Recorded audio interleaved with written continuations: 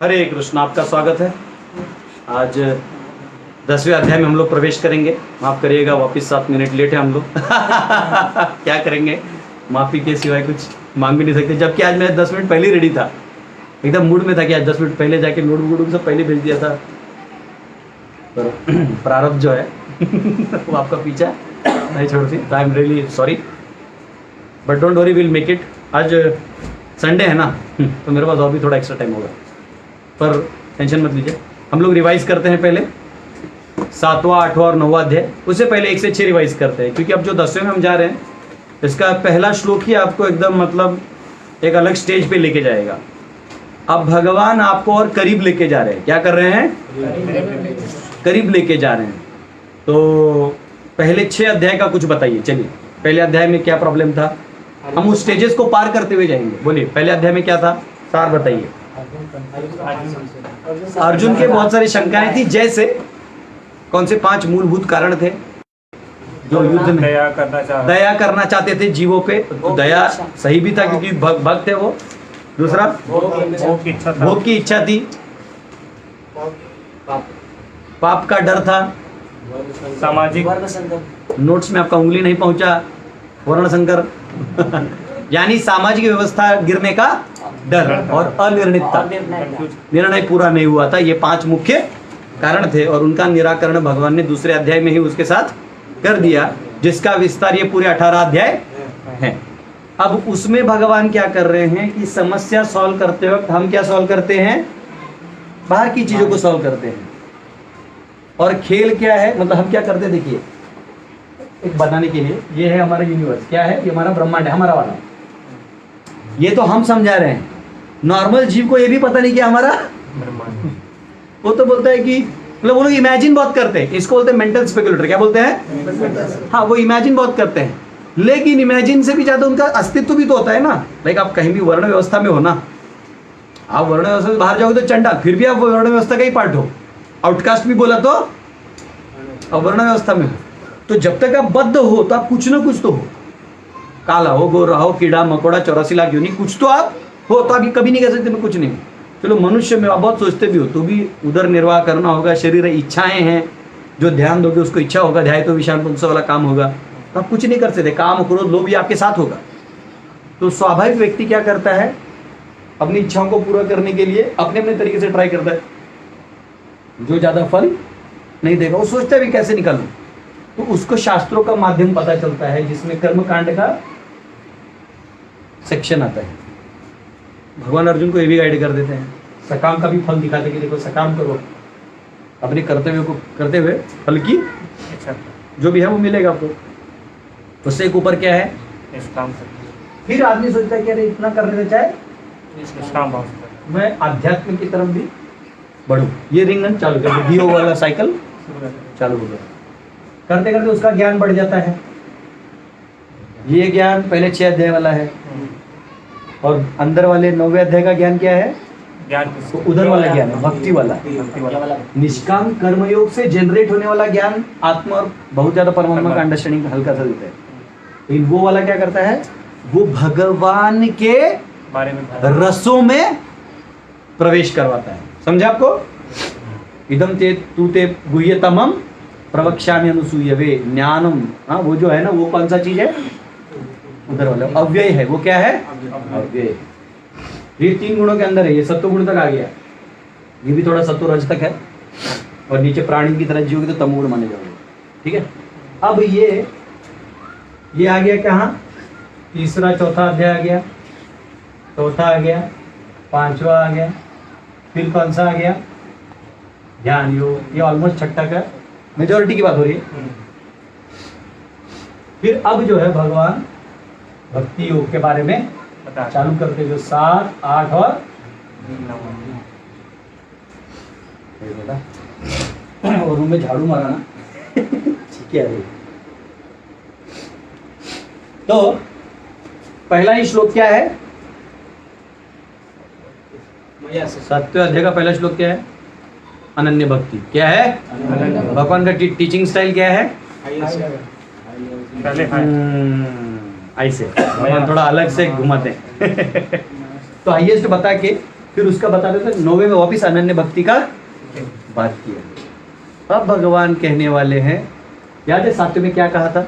मैया सकती मेरे में आ सकती है। ज्ञान मतलब एक बार पढ़ो तो 7वां का पहला श्लोक का ट्रांसलेशन पढ़ो और बताओ क्या कहा था ऐसा। हे प्रथा पुत्र, अब सुनो कि तुम किस तरह मेरी भावना से पूर्ण होकर और मन को मुझ में आसक्त करके योग अभ्यास करते हुए मुझे पूर्णतया संशय रहित जान सकते हो।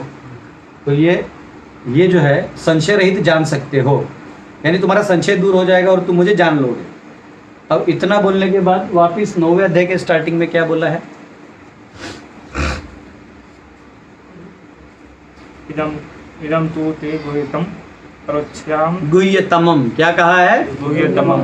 यहाँ संशय रहित हो जाएगा और यहाँ तुम्हारा क्या मैं बता रहा हूँ? गुह्यतम। ये मैं किसी को नहीं बताता, लेकिन सुनो, सब सुनाया, वो तो मैंने आपको सुना, वापिस नहीं सुनाऊंगा, मेरा आज टाइम नहीं है। ऐसा आज टाइम हो सकता है क्योंकि मैंने सिर्फ 3 ही श्लोकों की तैयारी की है लेकिन आई डोंट नो वो भी खत्म होंगे कि नहीं होंगे, जल्दी हो जाएगा, ठीक है। तो यहाँ वो कह रहे हैं कि आप गुह्यतम, क्यों गुह्यतम कहा गया उतना तो याद होना चाहिए आपको। गुह्यतर गुह्यतम, गुह्य आत्मा के बारे में, गुह्यतर भक्ति के गुह्य। में। अब भगवान अपने व्यक्ति विशेष के इनकंसीवेबल, यहाँ भगवान ने क्या चालू कर दिया? यहाँ एनर्जीज को डिस्क्राइब किया। किसको किया? एनर्जी। और यहाँ क्या किया? योग ऐश्वर्य, यानी अचिंत्य शक्ति। क्या है?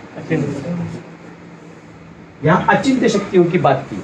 जैसे यहाँ क्या बात किया जो एकदम क्लियर था, और यहाँ क्या था जो अचिंत्य हमको समझना होगा। एनर्जी में उन्होंने, क्योंकि देखो क्या होता है, जैसे यहाँ जिस ब्रह्मांड में हर कोई सुख खोज रहा है, फिर सुख खोजते हुए उसको इतना समझ में आता है, साक्षात्कार है, अनुभूति हो जाती है कि मैं ट्राई तो कर रहा हूँ पर ये सफल होगा नहीं होगा। यहाँ बैठ सामने ट्राई कर रहा हूँ लेकिन ये सफल होगा नहीं होगा मैं नहीं जानता। फिर करते करते वो वेदों के माध्यम से, और भी कैसे होता है, जैसे वो वेदों में कर्मकांड पढ़ेगा उन्हें पता चलेगा अरे भक्ति से हो जा, आसानी से हो जाता है, समझ रहे? तो वहां उठ जाता है। या कहीं भी रहता है वो देखता है कि कोई भी ऊपर वाला लेवल, कहीं ज्ञान योग देखता है कि सिर्फ ज्ञान ये करने से पाप हट जाता है, तो मैं इतना मेहनत क्यों कर रहा हूँ। तो आप एक्चुअली ये एक ऐसा लैडर है कि आप कहीं से भी अगर इसका लेवल ले लेते हैं तो आप उठ सकते हैं। और इसका प्रमाण 9वें अध्याय में है। ये कर्मकांडी तो भी है, ये ह्यूमन माना जाएगा जो वेदों को पालन करते हैं, बाकी जो है वो लोअर माने जाएंगे। खासियत क्या है भक्ति का जो 9वें अध्याय में बताया? हाँ, स्त्रियो वैश्यस तथा शूद्रस तेपि यान्ति। कोई भी एलिवेटर है, ये बटन दबाया। हाँ, जब नया नया लिफ्ट आया था ना, पता नहीं मेरे को याद है, मैं 10th स्टैंडर्ड या 11th में था शायद, पूना में था। तो हमारे जहाँ नेटिव में तो कोई था नहीं लिफ्ट, वहाँ तो एक ही लिफ्ट है, पेड़ पे चढ़ो उतरो उसमें भी वो जामुन आमुन आम तोड़ने होते थे, तो मैं नहीं चढ़ता था, मैं नीचे वो झोला लेके कैच करता था मेरे दोस्त लोग चढ़ते थे। तो योग, तो यहाँ पे क्या कहा गया है, जो स्त्रियो वैश्यस तथा शूद्रस तेपि यान्ति पराम गतिम। तो ब्राह्मण और राजर्षियों का क्या कहना, आगे का है ना। तो ये सब तो कोई भी जरूर सकता है, तो लैडर ऐसा है। तो अब ये जो चीज है ना, ये अचिंत्य चीज है, ये किसी को एक्सेप्ट होना बहुत मुश्किल है। क्यों मुश्किल है? ऐसे कैसे हो सकता है? ऐसे कैसे? जैसे कभी कभी कोई क्लास में एकदम भद्दा टाइप लड़का रहता है, वो हमेशा फेल होता है, मस्ती करता है, गाली देता है, और एग्जाम का रिजल्ट आया कि वो क्लास का टॉपर है, सब सब्जेक्ट में 100 है। तो सबसे ज्यादा टेंशन किसको आता है? वो जो एक्चुअल टॉपर होने वाला था या अपेक्षित था, हैं? हम इतना ज्ञान रखते हुए नहीं हुआ। हाँ, जैसे कल किसी ने वीडियो शेयर किया था, बहुत अच्छा था, एक गोवा के हमारे भक्त उन्होंने शेयर किया था, ज्ञानेश्वर महाराज का। ज्ञानेश्वर महाराज, उनके पिता वैसे सन्यासी थे पर विवाह कर लिया तो इन बच्चों का जन्म हुआ था। कौन कौन है? ज्ञानेश्वर, मुक्ताबाई, सोपानदेव, निवृत्तिनाथ, ये चारों थे सेल्फ रियलाइज सोल्स। तो इनको धर्मशास्त्री जो ब्राह्मण लोग थे उन्होंने तिरस्कार कर दिया, जाओ तुम्हारे शास्त्र में कहीं वो नहीं। तो बोलते लेकिन शास्त्र तो कृपा के रूप में लिखी गई है, तो कहीं ना कहीं आपको कृपा करके मुझे रखना होगा। तो नहीं बोलते। तो वो बोले तुम्हें मान्यता नहीं है। बोले वेदवाणी तो कोई भी कह सकता है। मतलब वो तो भाव में कह रहे थे, पर ये लोग बोलते नहीं, मतलब थोड़ा वो कर रहे थे, द्वेष कर रहे थे। तो लास्ट में उन्होंने एक भैंसे से वेद रटवा दिए। अब जितने बड़े बड़े विद्वान थे इनका क्या हो गया, तो उनको समझ में आ रहे बाबा ये तो हमने सोचा ये भक्त जो है वो हमारे तरह ज्ञानी नहीं है, लेकिन ये बहुत बड़ा है, ये इनकंसीवेबल है। ये क्या है बेटे, ये क्या है, इनकंसीवेबल। जब चट्टे टक पाएगा आएगा, ठीक है।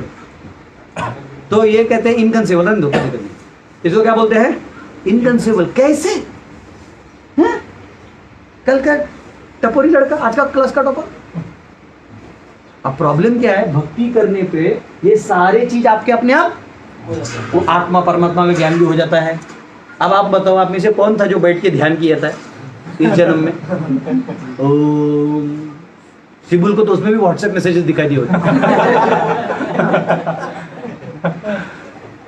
सुबल को तो उसमें भी बोलेरो चाबी कहाँ रखा हुआ है। सची सूद कौन से क्वेश्चंस पर मुझे आज निकाल रहे होंगे? कैमरा सब क्या? किशोर कोई मंगल आरती नहीं आ रहा है।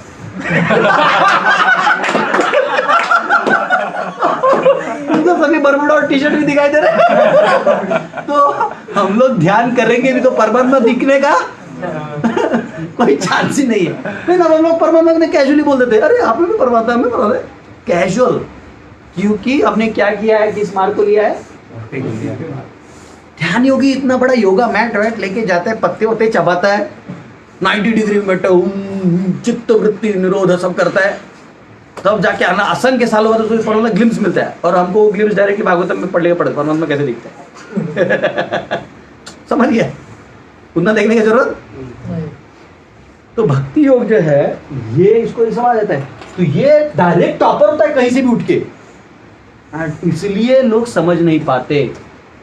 तुकाराम महाराज जब अभंग लिखे, बहुत बड़े संत है तुकाराम महाराज, तो तुकाराम महाराज जब अभंग लिखे तो ऐसे अभंग थे कि उससे ना, इसको थोड़ा देर बंद कर दो ना, मेरा एक्चुअली 1-2-10 मिनट के लिए क्या हो रहा है, वो छींक ऐसा हाँ, फिर वो आ भी नहीं रहा है, तो या तो बाहर जाने दो या तो उसको कंट्रोल में जाने दो। ये इसकी वजह से और वो प्रेशर कुकर तर रहा होता है, ठीक है। तो तुकाराम महाराज इतने बड़े भक्त थे कि तुकाराम महाराज को मतलब ऐसे अभंग लिखे थे, हाँ इतने सुंदर सुंदर अभंग। हाँ, हम लोग गाते ना, कौन सा वो एक जाह्नवी माता जी का सॉन्ग है बहुत फेमस हो गया, वृक्षवल्ली आम्हा सोय रे वनचरे। हाँ, इतना सुंदर गाती है वो खुद, इतना लोग उससे भी मंत्रमुग्ध होते कि फॉरेन हमारा गा रहा है। लेकिन जब तुकाराम ने गाया तो वो सुनो, पहला अभंग का गाथा है। आप कभी भी जाएंगे देहू, पूना से 25 किलोमीटर है पहले, बॉम्बे साइड में, तो देहू में पूरा ग्रंथ है, पूरा अभंग लिखे हुए, मस्त, बहुत अच्छा उनका परिवार ने बहुत अच्छा मंदिर बनाया वहाँ के लोगों ने, बहुत सुंदर है, आप जाइए कभी। तो तुकाराम महाराज जब अभंग लिख रहे थे तो और गाते थे, तो वेदवाणी को लोगों को गाते गाते समझाते थे। हाँ ऐसे, तो ये एक अलग भाव होता है उसमें। हाँ, मुझे भी याद है जब हम लोग बच्चे थे तो स्वाध्याय परिवार होता था, तो उसमें वो लोग प्रभात फेरी निकलते थे, तो हम लोग उसमें जाते थे ना, वो गाना सुनते ही मतलब ऐसा, भले आपने वेद पढ़ा ना हो, वो पढ़ने के वो गाना सुनते ही ऐसा लगता था कहाँ शास्त्र में अभी पढ़ूंगा। हाँ, जाग जाग जाग जाग जाग तरुणा, लाज आज संस्कृतीची तूच राखना, ऐ शपथ पेट जाता था। तो पॉइंट क्या है कि ये भाव, ऐसे भावगीत होते थे। तो अभंग जो थे, तो तुकाराम महाराज इतना सुंदर अभंग लिखते थे, सब लोग गाते थे। तब जब इधर का जो लोकल ब्राह्मण था, प्रेसिडेंट था टेम्पल का, मतलब उसकी जल गई। ये देखो, टेम्पल प्रेसिडेंट और वैष्णव का पहले से लड़ाई है, ठीक है, आज का नहीं, हमेशा का है। तो उसने क्या किया, वो बोला मैं जीबीसी को बुलाऊंगा। तो तभी वैदिक जीबीसी जो थे वो काशी में बैठते थे। काशी हिंदुओं का वो माना जाता था कि यहाँ से अगर आदेश आ जाए तो आपने धर्म का विरोध कर दिया, अगर उसका विरोध कर दिया तो वहां से न्याय ऐसे फालतू में नहीं होता था, बैठ के होता था, विचार विनिमय किया जाता था, समाज में इसका क्या परिणाम होगा, फलाना ढिमका, बहुत कुछ सोचा जाता था। लेकिन भक्ति ऐसा है कि समाज व्यवस्था का टेंशन है ही नहीं, क्योंकि उस समाज को एनीवेज व्यवस्थित कर देगा। जब आपकी इच्छाएं ही खत्म हो जाएंगी, भौतिक इच्छाएं, तो सारी समस्याएं खत्म हो जाएंगी। यहाँ क्या है मैनेजमेंट, क्या है? इच्छाओं का मैनेजमेंट है। कर्म योग है, सकाम में इच्छा मैनेजमेंट है, निष्काम में दबाते हुए रखना है, ज्ञान से उसको दबाते रहना है, ध्यान में उसको अलूफ कर देना है। लेकिन सब क्या मैनेजमेंट है? इच्छा मैनेजमेंट है। तो इन्होंने तुकाराम महाराज अभंग लिखे थे, बहुत सुंदर थे और सभी लोग गाते थे, गरीब झोपड़ी में रहने वाले सब गाते थे। तो ये जब रामेश्वर शास्त्री आए न्याय देने के लिए, क्योंकि लोकल ने कंप्लेंट कर दिया था, उसका नाम सालो मालो था। वो दिखाते ना मूवी में, सालो मालो। हाँ, तो सालो मालो स्फूर्ति फुटो दे स्फूर्ति। तो वो सालो मालो जो तो कंप्लेंट कर दिया, तो रामेश्वर शास्त्री जो काशी के महान पंडित या धर्मशास्त्री माने जाते थे, जिनको न्याय देने के लिए बुलाया था, बोले कौन है ये तुकाराम? तो गए तो हर कोई देख रहा है, कोई लोहे का काम भी कर रहा है, लोहार तो भी तुकाराम के अभंग है, तो काम हाणे चालू हो गया। तो सब चल रहा है, तो इनको और थोड़ा वो होने लगा कि हाँ सालो मालो सही बोला है, कुछ ज्यादा ही वेदवाणी छोड़ के तुका में ही चल रहा है सब। तो उन्होंने बुलाया तुकाराम, बोले तुम्हारे जितने अभंग है सब पानी में डुबा दो। क्या कर दो? इनके इस अभंग लिखने से सबसे ज्यादा प्रॉब्लम किसको था मालूम है? पहले उनके पत्नी को। क्या है, देखो पति लोगों को चाहिए कि मेरा पति मुझे ध्यान दे, नो मेरे ऐसे बाल हैं वो देखे, नो मैंने आज क्या पहना है वो देखे, मैंने आज क्या बनाया वो उसको स्तुति करे। पत्नी एकदम खुश रहेगी। आपको एक ही काम करना है, जो बनाया है चाहे नमक कम हो ज्यादा हो, बोलो आहा अमेजिंग। उसका दूसरों के पास जाके स्तुति कर दो। कहीं और जा रहे हो जहां वो नहीं है, वहां जाके बोल दो कि नहीं मैं मेरे पत्नी के बिना, जो ये बातें बोल बेटा उसके हाथ देखो मेरे पति कितने अच्छे से स्तुति। तुकाराम महाराज वो भी नहीं करते थे। तुकाराम महाराज अपने है ना विठ्ठल नाम में लगे रहते थे। विठ्ठल विठ्ठल विठ्ठल विठ्ठल विठ्ठल विठ्ठल विठ्ठल विठ्ठल विठ्ठल विठ्ठल, पूरा विठ्ठल नाम में लगे थे। अब माता जी को तो भी सुख नहीं था। तुकाराम महाराज पहले दिन नहीं थे, वो पता उनका व्यवसाय था, लेकिन अकाल आ गया। तो उसके बाद है ना सब गांव वालों का दिक्कत होने लगा, तो उनका बहुत सारा जमीनों में भी चला गया। फिर अगले जो पार्ट है उसमें वो पॉवर्टी उनको आया। कुछ लोग बोले कि मैं लास्ट लेक्चर बोला था ना गरीब थे, तो लोग नहीं गरीब नहीं थे, वो पहले लाइफ में जो पहला उनका था वो आने से पहले, अकाल आने से पहले दुष्काल आया था तभी। उसके बाद उनको थोड़ा प्रॉब्लम था, तो फिर उन्होंने तब वो भी छोड़ दिया। वो भी 1 साल 2 साल का लॉकडाउन रहा, तो उन्होंने एकदम बोल दिया बस। लॉकडाउन में बहुत लोग बने मालूम है। लॉकडाउन में या तो डायरेक्ट डेमोनियक बन गया, ये डायरेक्ट प्योर ड्यूटी, ये बीच वाला लैंड्रिज गायब है लॉकडाउन में। या तो लोग सीधा पापी चीज देख रहे ऑनलाइन, या तो सीधा शुद्ध भक्ति, अब बीच का कुछ बचा ही नहीं। ठीक है, तो इन्होंने क्या किया, तुकाराम महाराज ने, इनकी पत्नी इतना विरोध करती थी इनके इस सब से, क्या है मेरा पति ऐसा है, काले के पीछे चला गया, ऐसा बोलती थी। वही पत्नी जब तुकाराम महाराज अपने अभंग लेके डुबाने जा रहे थे, इन अभंगों को डुबाने ले जा रहे थे, तो उनकी पत्नी बोली आप क्या कर रहे हैं, जिंदगी में जिसने अपोज किया वो ना कर रही थी, मत गइए, हमें नहीं माना है शास्त्रियों को। मतलब क्या था, प्रेम था, ऐसे नहीं कि उसे वो था, कोई नहीं समझता ये इनकंसीवेबल है। तो बोले नहीं आदेश है पालना होगा, उन्होंने डाल दिया इंद्रायणी में। लेकिन उसके बाद वो क्या बोले, अनन्यास चिंतयन्तो माम ये जना परिपासते। और धर्मशास्त्र ने बोल दिया कि आज के बाद तू अपना मुंह नहीं खोलेगा। तो वो खोल भी देते तो क्या होता, पर उन्होंने क्या किया, इस पूरे ब्रह्मांड के लॉज को बंद ही कर दिया। जब मुझे इस संसार में कुछ करना ही नहीं है, तो मुझे बाकी इच्छाएं तो नहीं है ना, और कोई इच्छा तो है नहीं, ना घर बनाना, ना बंगला बनाना, ना ये है ना वो है। तो वहां इंद्रायणी जहां ग्रंथ डुबाया था, वहीं जाके वो ऐसे बैठ गए और 12-13 दिन बैठे थे। 12 दिन 13 दिन 16 दिन, अब ज्यादा मत बढ़ाइए, ऑनलाइन है सबको मालूम होता है, गूगल में मिल जाता है। समथिंग लाइक दैट, 12, 13, 14 के आसपास इतने दिन वो डुबा के थे और वहीं बैठ गए, ना खाना खाया ना पानी पिए। पत्नी ने ट्राई किया समझाने का, जाने दीजिए चलिए, बाद में वो लोग सुधर जाएंगे, तो वो एकदम मौनी थे। केवल क्या कर रहे थे, स्मरण कर रहे थे। तो कल के अध्याय में हमने क्या देखा, सबसे बड़ा प्रायश्चित क्या है, क्योंकि भगवान जो है वो स्मरण, भगवान का स्मरण ही सबसे बड़ा हाईएस्ट है। ये प्रायश्चित तो नहीं था ये, लेकिन हाईएस्ट लेवल है रिमेम्बरेंस। अब लगा दो इसको। तो वो जो रिमेम्बरेंस है वो तुकाराम महाराज करने लगे। उनकी पत्नी, फिर उन्होंने भी खाना नहीं खाया, वो भी वहीं बैठी रही। उनका बेटा, उनकी बेटी और एक कुत्ता था जो घर के आसपास रहता था, वो भी आके बैठ गया और वो कुत्ते ने भी कुछ नहीं खाया। मतलब सोचो इतना इफेक्ट था। तो वो सब बैठे थे और इंद्रायणी जो है, खुद इंद्रायणी माता, जब उधर रामेश्वर शास्त्री का अंग जलने लगा, जो अंग है वो जलने लगा। जो ही आप वैष्णव का निंदा करिएगा या मजाक उड़ाइएगा या अपराध करिएगा तो क्या होने लगेगा? पूरा जलने लगेगा, पूरा जलने लगेगा। जलने लगा, इतना जलने लगा। वो बोला मुझे नदी में डुबा दो, खुद बोल रहा है मुझे नदी में डुबाओ, मुझे इतना आग हो रहा है। जब वो भाग के खुद जा रहे तो लोग, उसके शास्त्री है ना बड़ा भाई, काशी से आया, हाई कोर्ट कमांड जैसे हो, उसके पीछे सब भाग रहे थे।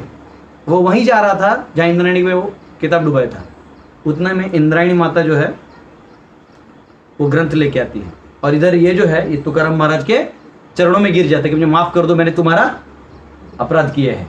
ये तुम जो है, तुम्हें समझना सामान्य व्यक्ति का काम, वैष्णव क्रिया मुद्रा विज्ञान न बुझाए, कि आप नॉर्मल बुद्धि से वैष्णव की क्रिया मुद्रा को नहीं जान सकते, क्योंकि अव्यय लेवल पे होते हैं, वो भगवान के प्रेम लेवल पे होते हैं। तो यहाँ पे ये अचिंत्य चीज है। क्या अचिंत्य चीज है 9वें अध्याय में? इधर से उठा के मैं उसको कितने टाइम में, इंस्टेंट, कितना? कलयुग में क्या है? Instant coffee, instant corona, instant दवाइयां, सब इंस्टेंट है। तो भगवान बोले मुक्ति भी इस बार instant. Hare Krishna, back to God है। हरे कृष्णा कृष्णा कृष्णा हरे हरे, हरे राम राम राम हरे हरे। तो 7वें अध्याय में एनर्जीज के बारे में क्या कहा है? क्या कहा है? 100 आउट ऑफ 100 लाने का वो है, पढ़ो कुछ। विभूतियों के बारे में बताया। विभूति नहीं बताया, वो छोड़ो। एनर्जीज पहला 7.4 7.5 क्या बोला है? पराशक्ति और अपरा। हाँ, भगवान बोलते हैं ये सारा जो दिखने वाला शक्ति मेरा है और ये आत्मा भी मेरा ही है। तो भगवान अपनी शक्तियों को प्रदर्शन देते हैं। फिर विभूतियों के बारे में बोलते हैं। विभूति कौन से श्लोकों में बोलते हैं? हाँ, अभी टाइम खोलो, आ सकता है ना एग्जाम में, कौन से श्लोकों में विभूति लिखा है, श्लोक नंबर ये, श्लोक नंबर वो। आप लोग गाजर देंगे तब पढ़ेंगे। चलो कोई बात नहीं, छोड़ो। तो समझ में आया एनर्जीज? यहाँ विभूतियां भी बोली, लेकिन भगवान बोलते राज गुह्य तमम। मैं इससे क्या होगा? आपका संशय दूर होगा। क्या दूर होगा? लेकिन अब मैं तुम्हें जो बोलूंगा वो हाईएस्ट चीज है, और वो क्या है? योगम ऐश्वर्यम। क्या है वो बताइए?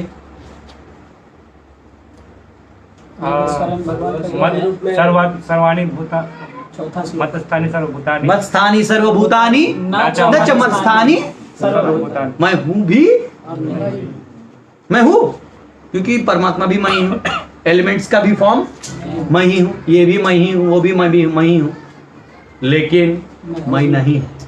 कैसे? हाँ, क्या? जैसे मटका का उदाहरण दिया था बराबर। मटका में पानी होता है, लेकिन मटका पानी होता है क्या? नहीं, मटका ही होता है। तो बहुत होते, इसको ऑपरेट करने वाला भी मैं ही हूं। क्या क्या श्लोक है वो? 16 से 19 विश्वरूप दर्शन करने वाले बताते हैं ना क्या क्या हूं मैं। क्या क्या है? पढ़िए, फटफट से नाम बोलिए। पिता हमस्य जगतो माता धाता पितामह। हाँ, वेदों में ओंकार मैं हूँ, ऋक् साम यजुर मैं हूँ, मैं ही यज्ञ हूँ, मैं ही क्रतु हूँ, पितृ को देने वाला तर्पण भी मैं ही हूँ, औषधियाँ भी मैं हूँ, गति भी मैं हूँ, भर्ता भी मैं हूँ, प्रभु भी मैं हूँ, साक्षी भी मैं हूँ। ये सब अंदर में कौन है? मैं ही हूँ, पर फिर भी मैं नहीं हूँ। क्यों मैं नहीं हूँ? क्योंकि जैसे राजा होता है, सरकारी शक्तियां राजा ही है। आपने राजा का समझो, राजा का स्टैंप आया, गवर्नमेंट ऑफ इंडिया का वो आया, ऐसे से कुछ आया आपको ऑर्डर आ गया है, ये आदेश है। तो आपके दो ही ऑप्शन है, या तो नेपाल में आपको मारे जाएगा, फाड़ देना मतलब सीधा, और वो जो प्रधानमंत्री उसके इज्जत फाड़ने के बराबर है, मतलब उसका कपड़ा फाड़ने के बराबर है। जबकि ये कपड़ा है क्या? पर ये एसोसिएटेड है, उनकी शक्तियों से एसोसिएटेड है। अब बाकी कोई पेपर फाड़ लो जिसमें नकली गवर्नमेंट का स्टैंप है, नकली है, असली फाड़ दो। आप जाने ना, अगर आप नोट जलाते हो, जो नोट है तो क्राइम माना जाता है। जो नोट है ना हमारा, वो करेंसी नोट जलाना का पाप है। मेरे हिसाब से तो करेंसी छापना ही पाप है, तो उतना गोल्ड रिजर्व तुम्हारा है नहीं, लेकिन वो हमारा अभी का विषय नहीं, अर्थशास्त्र में उनको नंगा किया जाएगा। लेकिन हमारा काम ही है नंगा करके पोजीशन क्या है सर, और ये काम है हमारा, इसी में आनंदित रहो। तो यहाँ पे वो कह रहे हैं कि मैं यहाँ पे बोले कि मैं भी हूँ, क्योंकि मैं शक्ति स्वरूप में हूँ, मैं एक व्यक्ति विशेष हूँ, मैं कौन हूँ? मैं सच्चिदानंद हूँ और मैं एक व्यक्ति हूँ। तो जो मुझे प्रेम करता है तो माँ, तो फिर मैं पर्सनली उसका सारा वहन करता हूं। अंदर में तो भगवान ही है। भगवान माता भी कौन है? भगवान है। पिता भी कौन है? वैसे भगवान जो है ऑलरेडी हर जीव का ख्याल रखते हैं, लेकिन यहां वो कह रहे हैं क्योंकि वो टोटली मुझको दे देता है, वो अब इधर इस संसार में उसे कुछ इच्छा ही नहीं, क्योंकि वो जान चुका है कि ये सारा किसका है, इनका है। तो जब वो टोटली छोड़ देता है ना, तो भले ही ये बाकी जीव उसके पास आए, हम तुझे मदद करेंगे, हम तुझे मदद करेंगे, यार हमें तो टेंशन ले रहा है। अब प्रॉब्लम क्या है, सब दे तो देंगे पर अब उसकी इच्छा है ही नहीं, समझ रहे हैं? तो क्योंकि ऐसे आदमी को ये लोग गलत समझते हैं। ये लोग क्या सोचते हैं, अरे देखो उसको हम लोगों ने, जैसे अवंती ब्राह्मण था, वो बेचारा पूरा कंगाल हो गया। कंगाल हो गया तो इतना वैराग्य आ गया कि भगवान की भक्ति मिली और सन्यासी हो गया। लेकिन लोग क्या सोचे, देखो इसको पैसा नहीं मिला था तो अब सन्यासी बन के लोगों से बटोर के अपना लोन वापस करेगा। लोग वही बोलेंगे ना, ये क्या है, ये लोग तो बात रखते रहेंगे कुछ लोग, हाँ क्या है, इसको कौन पूछेगा, इसलिए ऐसा कर लिया। तो कह लो होते बेटा इतना वैराग्य मत करो, हम तुम्हें प्रॉपर्टी देते, यहाँ रहो, सुख से खाओ। हाँ, जनरली आप कहीं भी प्रीचिंग के लिए जाओ तो लोग बोलते क्यों तुमने ऐसा किया बेटा, क्यों ब्रह्मचारी, कोई दिक्कत था, सुनो हम तुम्हें 2 एकड़ दे देते, तुम यहीं रहो, महीने का हम 10,000 देंगे बेटा, तुम रहो खुशी से रहो। उनका खुशी का अंडरस्टैंडिंग क्या है, दुनिया का मगजमारी खुशी। ये ऑलरेडी बहुत हाई लेवल की खुशी में जी रहे हैं। वो बोलता है मूर्ख, तेरे कचरे के डब्बे में मैं क्यों जाऊँ, ये तो ऐसे बोलने जैसा हुआ, बेटा क्यों नहा रहे हो, मैं तुम्हें डस्टबिन में रख दूंगा 2 एकड़ वाला। इसको ये सुनाई देता है, उसको वो क्या बोल रहा है कि मैं तुम्हें गुलाब के बगीचे में रखूंगा, लेकिन उसको क्या दिखाई देता है, कचरे का डब्बा दिखाई देता है। कचरे का डब्बा मालूम है ना, 4-4 दिन का खाना लोग सड़ा हुआ डालते हैं ना, ओरिजिनल तो डालता नहीं, जो सड़ गया घर में यहाँ वहाँ तो फंगस लगे तो उसको डालते हैं, और वो अंदर में जाके 4 दिन और रहता है जब तक कर्मचारी आके साफ करेगा। उसका जो बदबू है एकदम अलग होता है।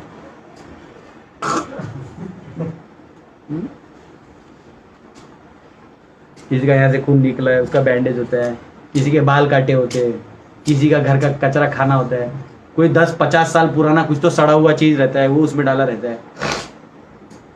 इसमें जितना चीज है सब बासी है, क्या है, डेड है, अनकॉन्शियस मैटर है, और ये कॉन्शियस हो चुका है, ये पराशक्ति को जान चुका है, और अब ये इस कचरे में नहीं रहना चाहता। तो भगवान बोलते हैं अब इसको मेरे सिवाय कोई नहीं और मेरा इसके सिवाय कोई नहीं, मैं इसके लिए वहामी अहम, मैं क्या करता हूँ, बुझ जाता हूँ। तो अपना भगवान पर्सनलिज्म यहाँ दिखाते, क्या दिखाते हैं। और आश्चर्य की बात यह है, असंख्य देवी देवता यहाँ है पावरफुल, जो इसको मेंटेन करते हैं, और असंख्य नहीं, सब लोग इन्हीं को मानते हैं। जनरली लोग किसको मानते हैं, इंद्र देवता बारिश गिराइए, इंद्र को तो डिपार्टमेंट दिए, कल आप पुण्य करेगा आप इंद्र हो जाइएगा, इसलिए इंद्र अप्सराओं को भेजते हैं। कोई तपस्या करते इंद्र टेंशन में आता है, बोले रुक मैडम जाओ तुम्हारा ड्यूटी है, तो रंबा आती है, छन छन छन, फिर ये टे टे टे टे टे या गया, उसका इंद्र पोस्ट गया, उसमें जो एकदम बढ़िया ना इंद्र चाहिए, तो फिर बेचारा ले लेता है। हाँ? लेकिन इंद्र खुद उसको इतना इनसिक्योर है, पर उसको पता नहीं 36,000 साल तो रहने वाला है, क्योंकि उसको पोस्ट इतना टाइम दिया है ना, तो वो अननेसेसरी टेंशन लेता है। उसको मालूम है मेरा लेक्चर अटेंड नहीं किया ना, इसलिए इंद्र बोल रहा था बेटा रुक कोई बात नहीं, हम रेडी तो इंद्र बोले पहले तू मेरा कोर्स कर, पूरा ऑनलाइन बैठ सुन, ऑनलाइन में देखेगा इंद्रदेव लाइव में। एनीवेज मजाक कर रहे हैं। तो हाँ, तुकाराम महाराज के बाद जब अप्सरा गई थी, एक वेश्या थी, उसको भेजा था लोकल में, वही सालों मालो नहीं भेजा था, जा इसको बर्बाद करके आ। तुकाराम महाराज इतने भोले भाले थे कि वो जब आई ना तो वो ऐसे से कर रही थी, ऐसे बाल है ना, मैं आपको कैसे लगी? तुकाराम महाराज बोले हाँ, वो वर्णन किया उन्होंने कि सुंदर दिख रही थी। बोले तुम ऐसी हो कमल की तरह, तुम्हारी आंखें, ऐसे बोल रहे हो। अब वो उनको कौन दिख रहा है? रुक्मिणी माता दिख रही है। वो उसका रुक्मिणी का स्वरूप समझ के उसका स्तुति कर रहे हैं। ये क्या सोच रहे हो? देखो देखो, उसकी पत्नी बोल रही है अरे बोले अरे वेश्या है वेश्या, ए तू निकल यहां से। तो ये बोलता है, तो इसको ध्यान में तेरे, तो कुछ और भाव से यहाँ आई है। तो ये जाके बोलते हैं हे हम तो विष्णु के दास हैं, आप रास्ता गलत आ गए, आपको जाना चाहिए लेकिन किसी और के दरवाजे पे, मेरा वो दरवाजा नहीं है, हम तो विष्णु के दास हैं और तुम मेरे रुक्मिणी माता समान हो। सोचो ये भाव क्या है इसका, कि उसको भी वो क्या देखता है, उसके चिंतन में और कोई है ही नहीं। नारायण फूल नो फूल, वो तो मती था।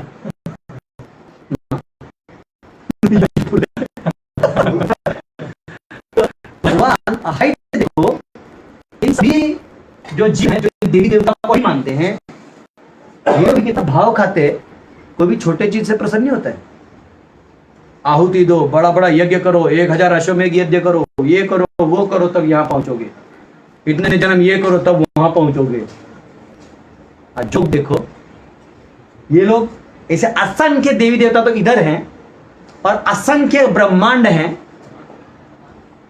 और यहां पे जो सबसे बड़ा है, जो असंख्य ब्रह्मांड का नायक है, और क्या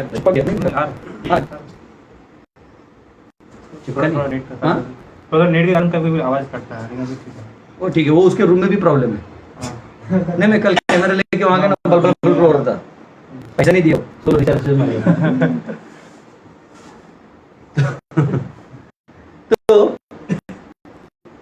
तो यहाँ जो ये देवी देवता भी हैं, इतने बड़े नहीं होते भी, देखो आपको जब फालतू में कुछ मिलता है तो सर पे चढ़ जाता है। देवी देवता को भी लगता है कि देखो हम बहुत बड़े पुण्यवान लोग हैं, तो हमारे कंट्रोल। सेम यहाँ पे कोई एमएलए बन जाता है तो कैसा इलेक्शन से माई आपका माजा और मारा सिक्का, हाँ, और बाद में जब उसके तो महिला मारा धक्का, भगाओ साले को, क्यों आया कुछ मांगने के लिए, आओ खुद ही। मैं बोला अच्छा, कह लो एक्टिंग क्लासेस में सबसे बेस्ट पॉलिटिशियन होते हैं, और बेस्ट एक्टर वो पीएम बन सकता है।